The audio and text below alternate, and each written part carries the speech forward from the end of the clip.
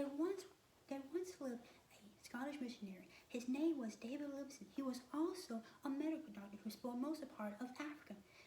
Did you know that Livingstone was the first European to cross Africa? Now let's take the same journey that David Livingstone did down to Africa. It was a beautiful evening in Africa. This is where Livingstone's journey will start, and this is where Livingstone will die and end his journey in Africa. Now, what we're going to be doing today is I am going to be talking to David Livingstone, and he is going to be telling us a story about his explorations in Africa and how he got started on the mission field.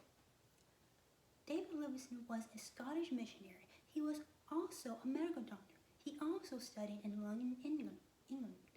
David Livingstone studied in London Missionary Society. He also studied medicine in Glasgow. Now let me turn this over to David Livingstone. Good evening, everyone. Hope you guys are having a great day. So, I'm going to be telling you today a story. When I was younger, I didn't understand what Christ meant to me. But when I got into the missionary school and medicine field, I needed to know that Christ had a purpose and plan for my life. And so I noticed that I had a burden that I want to go to Africa. And so in 1841, I went on to my first exploration of Africa. And what I found in Africa was I saw the Kara and the Zambia River and also the Victoria Falls.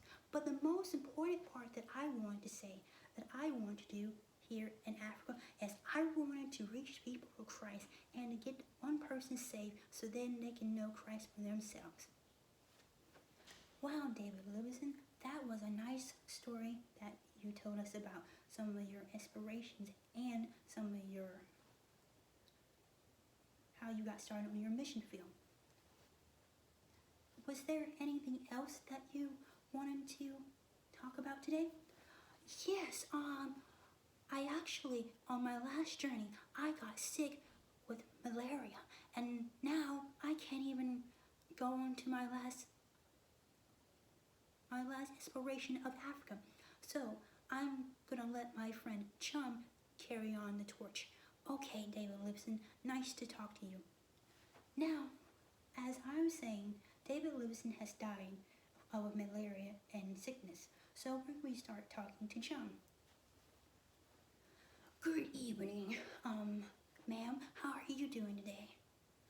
I'm doing great, Chum. That's good. Now, Chum, what did David Livingstone charge you to do before he died? Well, what he charged me to do is that he wanted me to take his journals and take them to England to be published by Hoss Wally. Wow, Chum, that sounds very interesting. Did anything happen between you and David Livingstone while he was on his journey in Africa? Yes, I actually got saved when we was in the Victoria Falls. This he was like, David Livingstone. I told him I wanted to get saved by Jesus, and he told me that the only way you can be saved by Jesus if you let him be in your heart. And I said to him, yes, I want Jesus to be in my heart, and I want to know him for myself. And so we went down on our knees and we prayed to God, and I got saved that day at Victoria Falls. Wow, I'm so glad that you were able to get saved before David Livingstone had died. Now we have talked to Chum. Now I'm going to be talking to Hoss Wally. Now, Hoss Wally,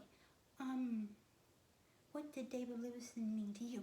Well, what David Livingstone mean to me that I wanted to, he wanted me to publish his journal in England, and that's what I did. And one last thing I want to say is I'm going to miss David Livingstone and his smiley face and his determination to get people saved in Africa.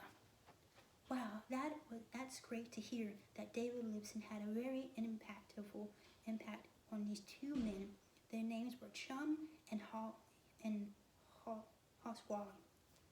David Livingstone believed that he had a calling on his life to go to Africa to make a difference in the life in the African continent. The African continent will be happy that David Livingstone talked to them about Jesus before he lost his life to a sickness.